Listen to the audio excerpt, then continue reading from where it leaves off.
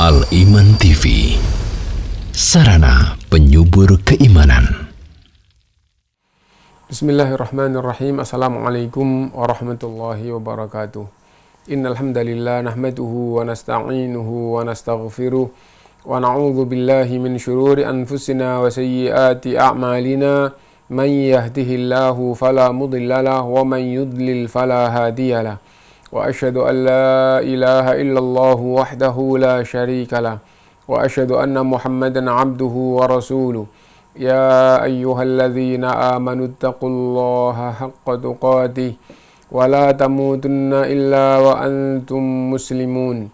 Ya ayyuhan nasu taqu rabbakumul ladzi khalaqakum min nafsin wahidah wa khalaqa minha zawjaha wa batha minhuma rijalan katsiran wa nisaa'a.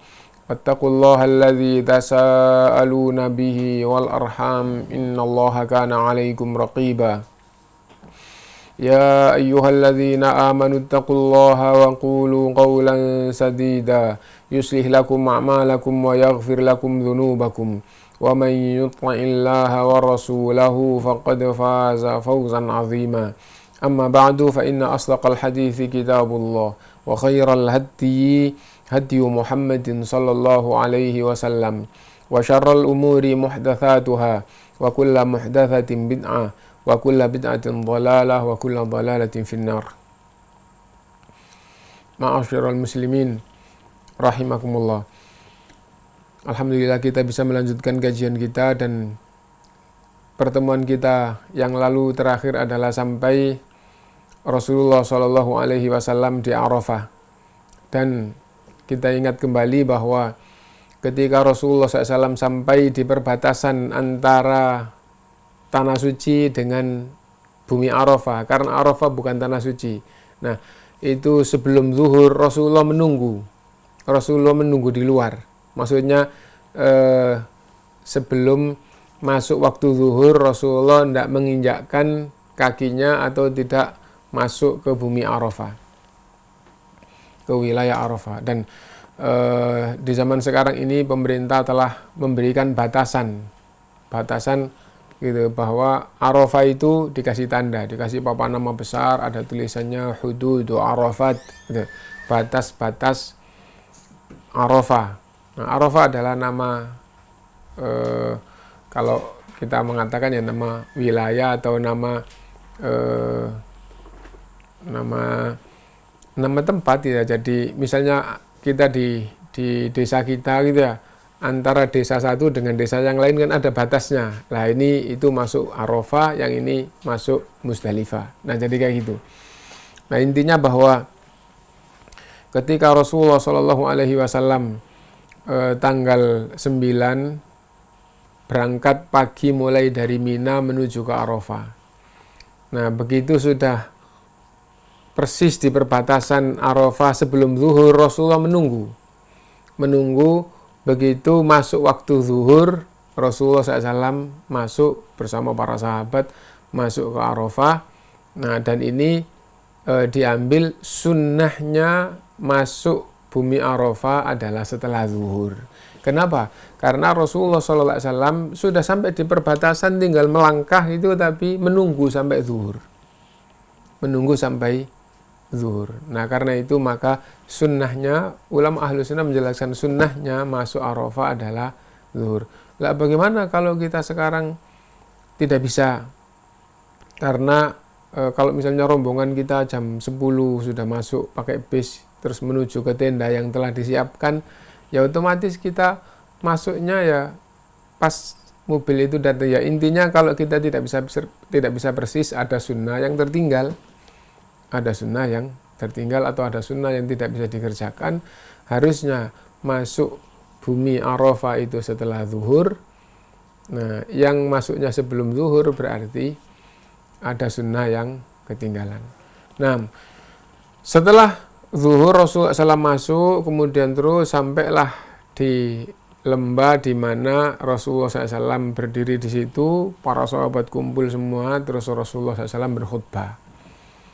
Nah, sampai selesai diakhiri dengan gitu, pertanyaan Rasulullah SAW kepada para sahabat gitu, bagaimana pemahaman atau yang kalian ketahui tentang diriku gitu. Tuh pertanyaannya, lalu semua para sahabat khususnya ya yang dengar gitu ya, nah yang berkumpul mendengarkan khutbah Rasulullah semuanya mendengar gitu, engkau telah nasyhadu annaka qad attaita wa ballaghta wa nasahta, kami bersaksi bahwa engkau telah menyampaikan, telah melaksanakan tugas sebagai Rasul dari Allah SWT, dan engkau telah betul-betul memberi nasihat. Lalu Rasulullah SAW mengangkat jarinya menunjuk ke langit, kemudian berisyarat kepada para sahabat, Allahumma isyhad, Allahumma syhad, ya Allah saksikanlah persaksian mereka. Apa? Bahwa mereka, para sahabat bersaksi bahwa Rasulullah SAW telah menyampaikan risalah Allah SWT kepada mereka semuanya. Sampai di situ ya. Nah, lalu kita lanjutkan gitu. Jadi Rasulullah mengakhiri khutbahnya dengan bertanya kepada para sahabat, seperti apa yang kalian ketahui tentang diri Rasulullah SAW. Lalu para sahabat bersaksi bahwa Rasulullah SAW telah menyampaikan risalah Allah SWT kepada mereka semuanya. Lalu Rasulullah SAW mengangkat jarinya ke langit, Allahumma syhad, ya Allah saksikanlah persaksian mereka ini. Nah itu. Thumma adzana, thumma aqama, fasalla zuhra, thumma aqama, fasalla al-asra. Lalu dikumandangkan adzan. Setelah adzan langsung qomat. Setelah qomat, sholat duhur. Setelah itu qomat lagi, kemudian sholat asar. Walam yusalli bainahuma syai'an, dan antara sholat duhur dan sholat asar tidak sholat apapun. Bahkan sebelumnya dan juga setelahnya. Tidak ada qobliyah duhur, tidak ada ba'diyah duhur, tidak ada sholat antara duhur dan asar. Jadi adzannya satu, kemudian iqomah, qomat, bahasa Jawanya atau bahasa Indonesia kita, qomat gitu ya, iqomah. Setelah itu terus sholat duhur 2 rakaat. Setelah itu qomat, tidak pakai adzan lagi, adzannya cuma pertama tadi itu, qomat, kemudian sholat asar 2 rakaat. Nah, difahami bahwa tatkala wukuf di Arafah, sholatnya adalah jamak dan qashar, dan tidak melakukan sholat apapun di Arafah. Kita tahu bahwa di Arafah itu tempat yang paling agung dalam ibadah haji, sampai Rasulullah SAW bersabda, Al-Hajju Arafah. Nah, dan ibadah yang paling tinggi dari ibadah-ibadah yang berjalan sepanjang masa adalah sholat, tapi Rasulullah SAW tidak sholat apapun selain sholat wajib. Kenapa? Karena itulah tuntunannya. Karena itu pada zaman kita sekarang ini, kalau ada orang yang wukuf di Arafah, kemudian sholat sunnah ini, sholat duha, atau sholat apa, sesungguhnya Rasulullah tidak melakukan seperti itu. Apakah Anda lebih baik daripada Rasulullah Sallallahu Alaihi Wasallam? Khudhu anni manasikakum, ambillah dariku manasik haji kalian. Bahkan semua ibadah itu harus kembali kepada tuntunan Rasulullah, alaikum bisunnati wa sunnatil khulafa'ir rasyidin al-mahdiyyin min ba'di. Kalian harus berpegang teguh dengan tuntunanku dan tuntunan khulafa'ur rasyidin setelahku. Nah, dan Rasulullah SAW tatkala haji tanggal 9 pagi berangkat dari Mina menuju Arafah. Nah, karena sampai di perbatasan Arafah belum zuhur, nunggu dulu. Kalau sudah masuk waktu zuhur, masuklah ke Arafah. Adapun apabila tidak bisa, nah maka ada sunnah yang tertinggal, gitu saja. Adapun melakukan yang tidak dituntunkan oleh Rasulullah, maka itu menyelisihi tuntunan. Nah, ini penting untuk diperhatikan, gitu ya. Bahwa di Arafah tidak ada sholat qobliyah, tidak ada sholat ini, tidak ada. Di Arafah itu hanya sholat wajib zuhur dan asar. Gitu. Tsumma raqiba Rasulullah SAW hatta atal mauqif faja'ala batna naqatihi al-qaswa'a ila sakharat wa ja'ala hablal musyadi baina yadayhi wastaqbala al-qiblah falam yazal waqifan hatta gharabat asy-syamsu wa dhahabatis sufratu qalilan hatta ghaba al-kursu. Lalu Rasulullah SAW dari tempat itu kemudian jalan gitu, menuju ke lembah, dan Rasulullah SAW tidak naik yang sekarang dikenal dengan Bukit Rahmah. Rasulullah SAW tidak naik bukit gitu. Rasulullah SAW terus sampai di lembahnya gitu. Nah kemudian Rasulullah SAW menghadap kiblat, dan jalanan orang-orang yang cari tempat itu di hadapan Rasulullah SAW gitu. Jadi Rasulullah SAW di lembah, nah terus menghadap kiblat, dan terus di situ Rasulullah SAW berdiri berdoa sampai akhirnya tenggelam matahari. Nah jadi ngapain di Arafah mulai zuhur sampai maghrib? Tadi ada khutbah, terus ada sholat zuhur, sholat asar. Nah kemudian berdoa kepada Allah sebanyak-banyaknya. Berdoa kepada Allah sebanyak-banyaknya. Berzikir gitu. Nah terus tuh, mohon rahmat kepada Allah, mohon ampun kepada Allah, mohon minta apapun. Dunia akhirat itu adalah paling istimewanya amalan haji. Kalau kita lihat di zaman sekarang, karena pemerintah Saudi berusaha semaksimal mungkin bagaimana supaya itu amalan atau ajaran Rasulullah itu terjaga, sampai yang sakit di rumah sakit gitu. Yang sakit di rumah sakit, seandainya ndak kuat di awal, ndak kuat umroh, ndak umroh. Tawaf, ndak, kenapa? Sakit. Sa'i, ndak, kenapa? Karena sakit. Itu tanggal 8 yang berangkat ke Mina, tarwiyahan sekarang itu, nggak berangkat karena sakit. Tapi begitu tanggal 9 waktunya di Arafah, yang sakit dimasukkan ambulan, dibawa ke Arafah. Nah jadi kayak gitu. Kenapa? Karena ini adalah tempat yang paling agung dari amalan haji, dan Rasulullah SAW bersabda, al-hajju Arafah. Haji itu yang paling agung adalah wukuf di Arafah. Nah, dan apa yang dilakukan di sana? Tidak ada amalan selain yang tadi itu kita baca, bahwa sholat 5 waktu, zuhur asarnya qashar. Adapun tentang sholat zuhur asar qashar, nah ulama Ahlussunnah itu gampangnya kembali kepada dalil umum tentang sholatnya musafir. Sholatnya musafir. Karena itu kalau seandainya ada orang yang tinggalnya di Mekah, maka sholat zuhur dan asarnya ya wallahu alam, zuhur 2 rakaat, nanti asar 2 rakaat, zuhur 4 rakaat, asar 4 rakaat. Kenapa? Karena mereka tidak dalam keadaan musafir. Tapi yang dalam keadaan musafir, maka jamak dan qashar, zuhur 2 rakaat, asar 4 rakaat, terus berdoa. Amalan yang ada hanya doa, zikir, gitu. Doa dan zikir kepada Allah SWT sampai maghrib. Nah, kita lanjutkan. Setelah maghrib gitu, maka Rasulullah SAW mulai dari Arafah berjalan menuju ke Muzdalifah gitu. Dan setiap melalui jalan bersama orang, Rasulullah SAW bersabda, ayyuhan nas as-sakinah, as-sakinah, wahai manusia yang tenang, yang tenang. Nah, karena jumlahnya sangat banyak, tidak boleh ini dalam rangka beribadah kepada Allah, tidak boleh hiruk pikuk, tidak boleh rame-rame, tidak boleh gitu. Tapi semua hendaklah tenang untuk melakukan ibadah ini, khusyuk sambil berzikir, sambil beribadah kepada Allah SWT.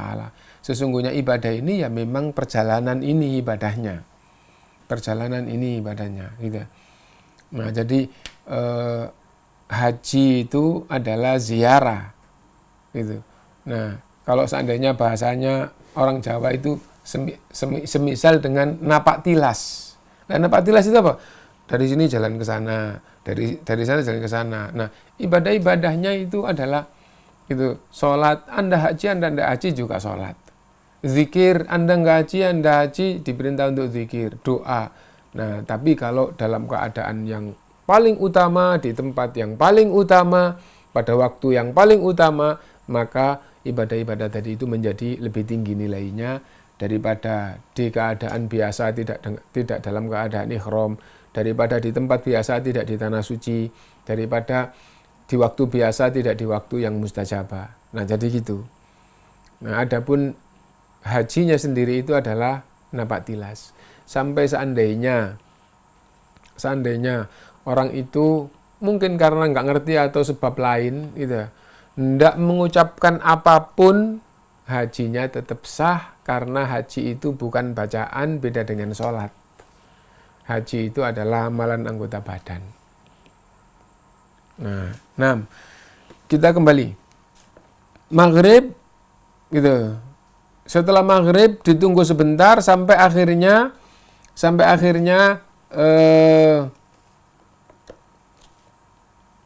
sudah mulai mega itu mulai redup, Rasulullah SAW berjalan menuju ke Muzdalifah. Nah, setiap melewati lembah, nah kan zaman dulu kan tidak zaman sekarang gitu. Dari lembah ada bukit lembah. Nah, karena rame, Rasulullah SAW bersabda, ayyuhan nas as-sakinah as-sakinah, wahai manusia tenang. Ya, jangan rame-rame, jangan terlalu berisik gitu, tapi yang tenang. Kenapa? Ini sedang dalam rangka beribadah kepada Allah Subhanahu wa ta'ala.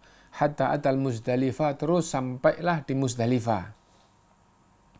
Fasalla biha, maka sholat di Muzdalifah al-maghrib wal isya bi adzanin wahidin wa iqamataini. Sampai di Muzdalifah untuk sholat maghrib dan isya, satu adzan, dua iqamah. Sebagaimana waktu di Arafah zuhur asar, satu adzan, dua iqamah. Nah, ini walam yusabbih bainahuma syai'an, dan tidak sholat sunnah apapun.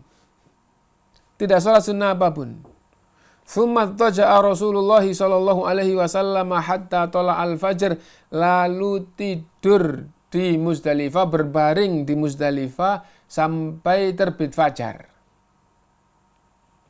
Yang sekarang dikenal dengan mabit. Mabit artinya bermalam. Bermalam di Muzdalifah sampai kapan? Hatta tala al-fajr, sampai terbit fajar, sampai subuh.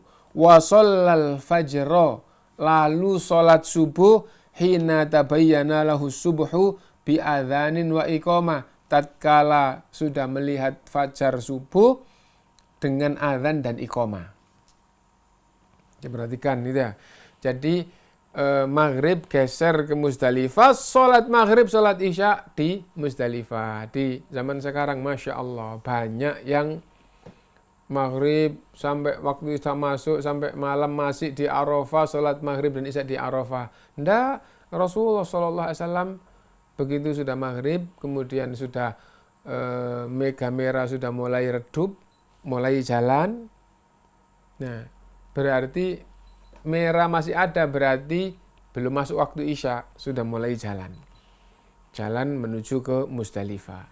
Sampai di Muzdalifah itu adzan sholat maghrib, adzan terus qomat sholat maghrib berjamaah, kemudian qomat lagi sholat isya. Nah, setelah itu tidur. Itu ada amalan apa? Tidak ada amalan apapun selain doa zikir sebanyak-banyaknya, sebaik-baiknya. Nah, jadi itu. Nah, Rasulullah SAW berbaring gitu, sampai akhirnya waktu subuh. Ndak sholat sunnah apapun. Qobliyah maghrib ndak, ba'diyah maghrib ndak, qobliyah isya ndak, ba'diyah isya ndak, sholat malam ndak. Di waktu di Muzdalifah sampai subuh. Lalu adzan subuh, sholat iqamah dan sholat subuh. Gitu. Tsumma raqibal qaswa hatta ata masy'arul haram, lalu naik kendaraannya Rasulullah SAW sampai di Masy'aril Haram. Fastaqbalal qibla fada'ahu wa kabbarahu wa hallalahu wa wahhadahu. lalu Rasulullah SAW membaca talbiyah, gitu. Ya. Berdoa kepada Allah, membaca takbir, membaca tahlil, gitu, dan mengisahkan Allah SWT. Intinya Rasulullah SAW berdoa dan membaca takbir dan membaca tahlil, gitu. Dan itu tanggal berapa ini? Tanggal 10 Dzulhijjah, kan ini sudah pagi, sudah salat subuh, ya. Tanggal 10. Kan kemarin tanggal 9 itu kan wukuf di Arafah. Begitu waktu maghrib, antara maghrib isya bergeser Musdalifah. Malam tanggal 10 Dzulhijjah, malam hari raya Idul Adha, itu bermalam di Musdalifah. Sholat maghrib, sholat isya, tidur, memperbanyak zikir dan doa saja, nggak ada sholat. Kemudian sholat subuh. Nah, kemudian menuju ke Masjidil Haram, terus membaca tahlil dan takbir. Falam yazal waqifan hatta asfara jiddan. Terus Rasulullah SAW setelah sholat subuh menuju ke Masjidil Haram, terus membaca tahlil dan takbir itu sampai agak terang, gitu. Tapi belum terbit matahari. Nah, tatkala sudah betul-betul terang matahari hampir terbit, Rasulullah SAW jalan, gitu. Nah, sampai akhirnya di tempat melempar Jumrah Aqobah. Kita langsung saja sampai akhirnya di tempat gitu, Jumrah Aqobah, kemudian melempar Jumrah Aqobah 7 kerikil, gitu. Setiap kerikil yang dilemparkan Rasulullah SAW bertakbir. Rasulullah SAW bertakbir, gitu. Nah, jadi itu, dan tanggal 10 Dzulhijjah pagi hari itu hanya Jumrah Aqobah yang dilempar 7. Kerikil yang dibawa berapa? Di sini tidak disebutkan di dalam hadis Jabir ini, tapi di hadis yang lain itu Rasulullah SAW mengambil kerikilnya di Musdalifah, gitu. Nah, berapa kerikil yang dibutuhkan? 70. Kenapa kok 70? Yang 7 untuk tanggal 10 Dzulhijjah Jumrah Aqobah yang tadi kita sebutkan itu. Berarti masih sisa 63. 63 dibagi 3. 63 dibagi 3 sama dengan berapa? 21. Kenapa? Karena besok tanggal 11 21, besok tanggal 12 21, tanggal 13 21 itu hari Tasyrik. Ya. Nah, maka persiapan kerikilnya 70. Yang 7 untuk Jumrah Aqobah tanggal 10 Dzulhijjah. Nah, masih punya kerikil 63. 63 dibagi 3 jadi 21, 21, 21. Yang 21 ini untuk tanggal 11 Dzulhijjah, gitu. Merempal Jumrah Sughra 7, Jumrah Wusta 7, Jumrah Aqobah atau Kubra 7. 7, 7, 7, 21. Besoknya lagi tanggal 12, kayak gitu lagi. Sughra, Wusta, dan Kubra. 7, 7, 7. Besoknya lagi tanggal 13 gitu lagi. Nah, jadi kerikilnya 70. Dan zaman sekarang pemerintah telah menyiapkan kerikil itu semuanya di Musdalifah, gitu. Mencukupi untuk seluruh orang yang haji. Nah, gitu. Nah, intinya bahwa akhirnya Rasulullah SAW melempar Jumrah Aqobah 7 kerikil, dan setiap lemparan Rasulullah SAW membaca takbir. Setelah itu kemudian menuju ke tempat nahar, tempat penyembelihan. Lalu Rasulullah SAW menyembelih hadiyunya 63. Disembelih sendiri oleh Rasulullah SAW.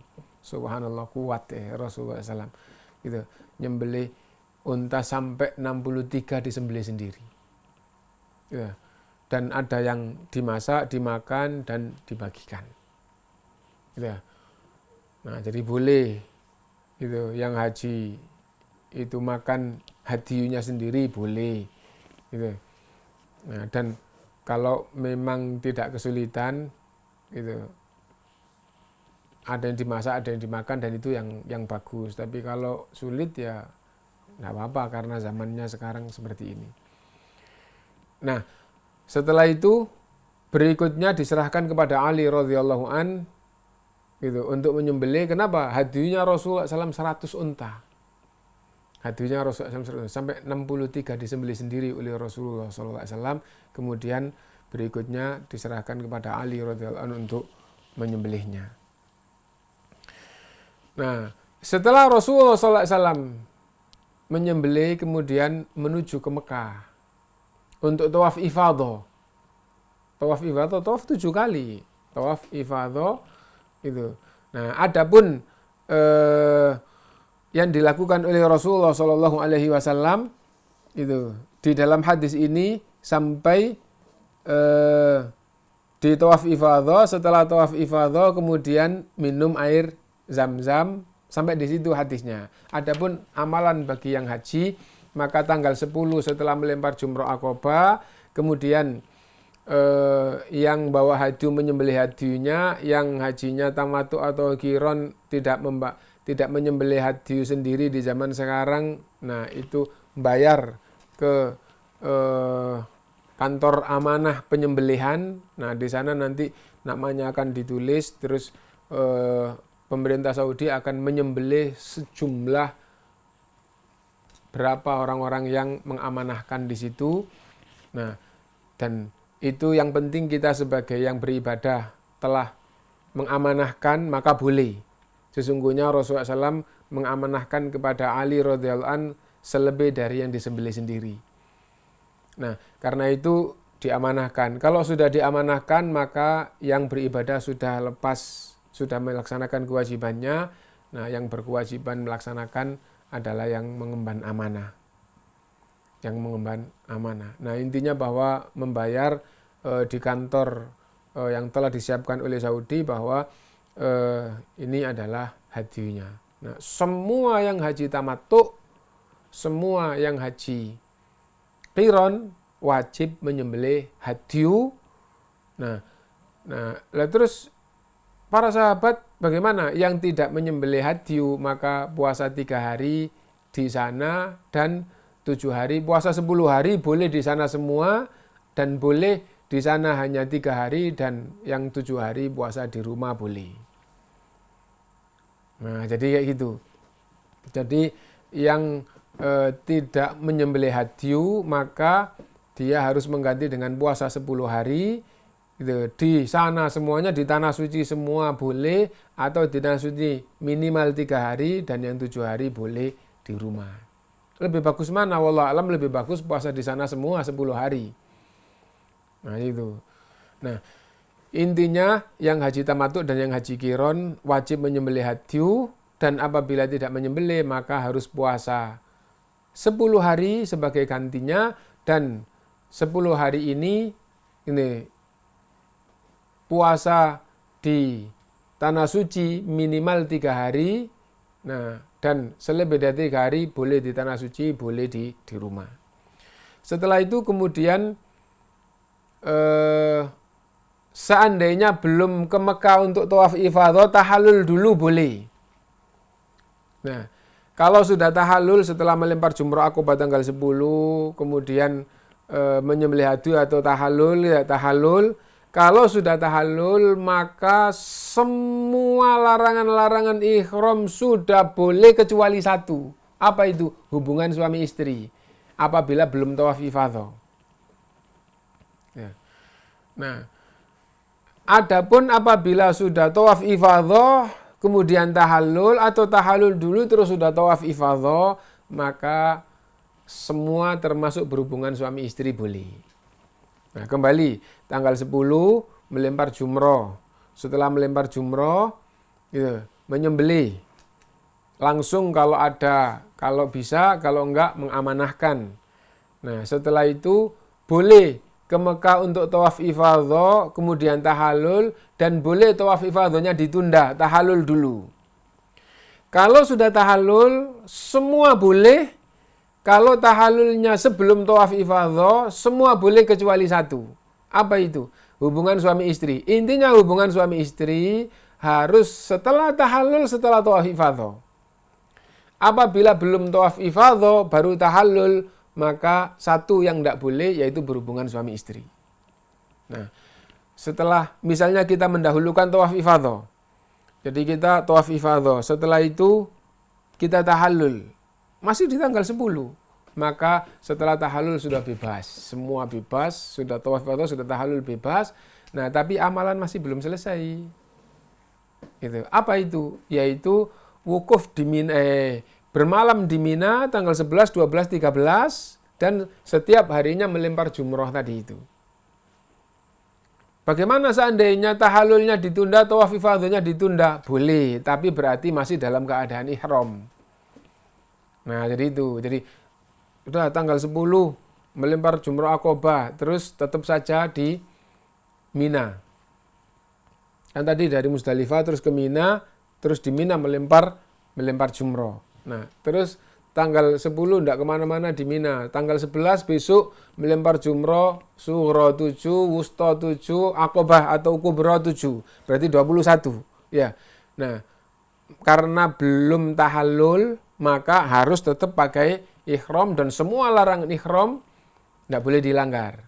Tanggal 12 melempar lagi. Yang sakit atau yang badannya lemah atau yang sudah tua atau wanita yang merasa lemah boleh di tanggal 12 setelah melempar, kemudian sore-sore atau malam tanggal 12 melempar lagi, untuk tanggal 13-nya didahulukan kemudian duluan. Tapi sunnahnya yang tidak ada uzur 3 hari, 11, 12, 13 di Mina. Nah, setiap hari melempar 7, 7, 7. 7, 7, 7, 7, 7, 7. Boleh tidak tahallul dulu. Kalau tidak tahallul dulu berarti dia tetap masih pakai ihram. Larangan ihram harus dijaga. Tidak tahallul dulu, tidak apa-apa. Ya. Nah, terus misalnya tanggal 13 setelah melempar, terus menuju ke Mekah. Tidak tahallul dulu dan tetap dalam keadaan ihram. Supaya kondisinya tetap dalam keadaan ihram. Kenapa? Karena posisi dalam keadaan ihram itu punya keistimewaan. Apa itu?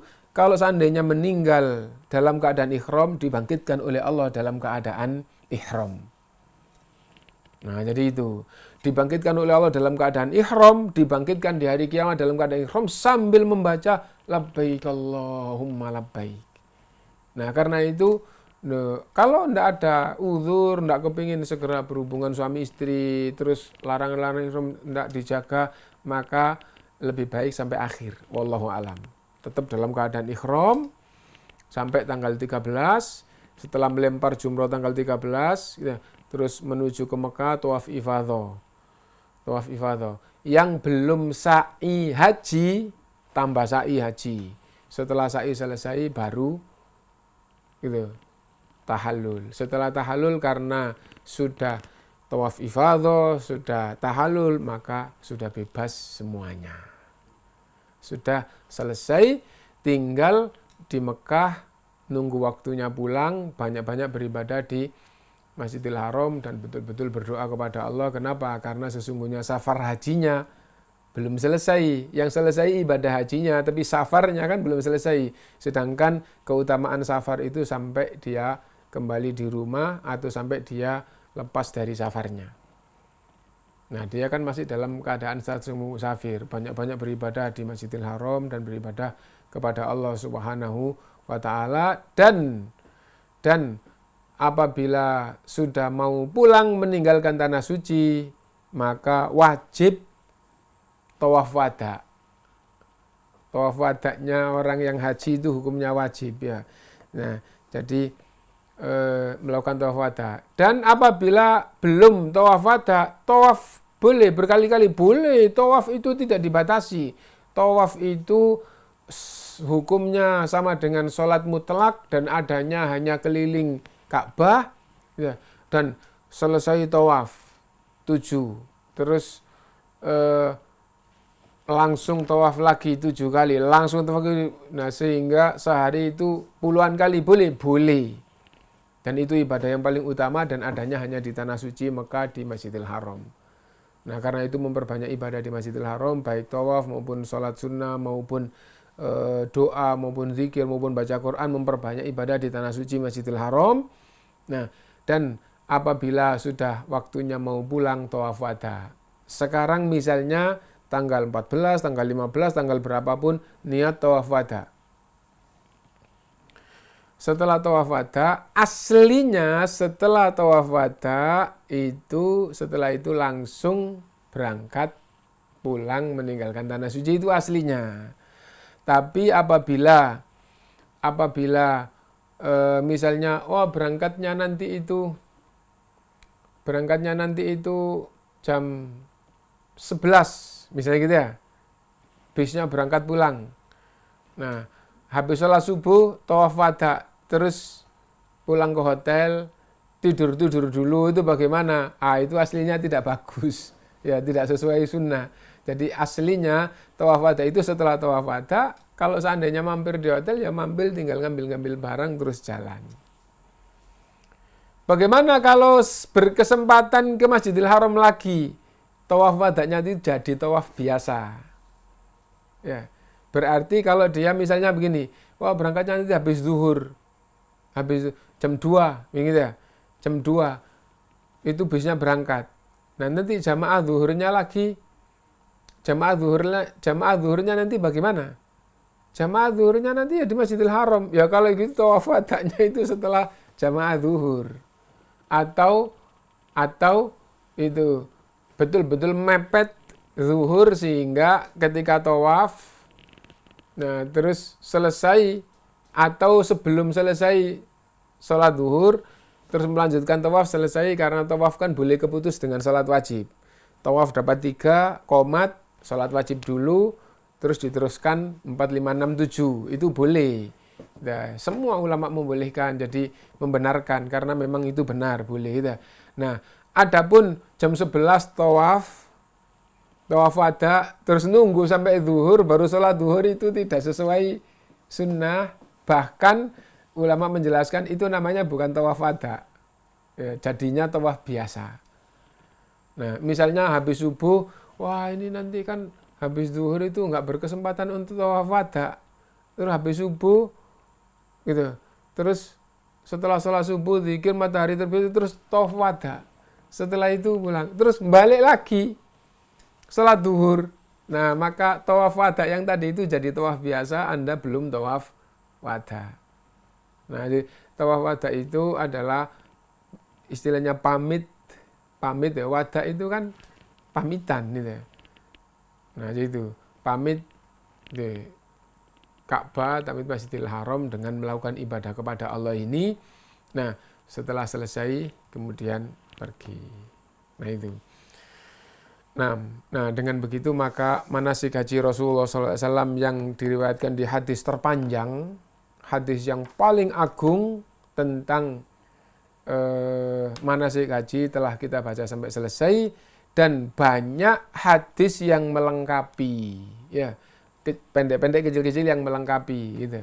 Nah, jadi karena itu maka penting untuk kita bahas kelanjutannya nanti, dan kelanjutannya nanti sambil pembahasannya dibagi oleh ulama, sunnah-sunnah haji apa saja, yang wajib apa saja, yang rukun apa, itu yang insya Allah akan kita pelajari kelanjutan dari ini. Dan dengan ini berarti manasik haji Rasulullah SAW sudah kita baca sampai selesai. Mudah-mudahan kita bisa mempelajari lebih mendalam lagi, dan Allah memberi kemudahan kepada kita untuk berangkat, meskipun sudah pernah berangkat lagi yang betul-betul sesuai dengan tuntunan Rasulullah SAW, sehingga kita punya haji yang sempurna mengikuti perintah Rasulullah SAW, khudhu anni manasikakum, ambillah dariku manasik haji kalian. Mudah-mudahan bermanfaat untuk kita semuanya. Pembahasan kita pada pagi hari ini adalah mulai dari wukuf di Arafah. Rasulullah SAW ketika wukuf di Arafah masuknya adalah setelah zuhur. Kalau belum zuhur nunggu dulu di luar. Nah, setelah itu terus khutbah. Setelah khutbah menuju ke lembah yang dekat dengan Jabal Rahmah sekarang, dan Rasulullah SAW tidak naik, tetapi hukum naik atau tidak naik sama saja. Ulama ahlu sunnah menjelaskan semua bumi Arafah tatkala dipakai wukuf itu sama saja gitu.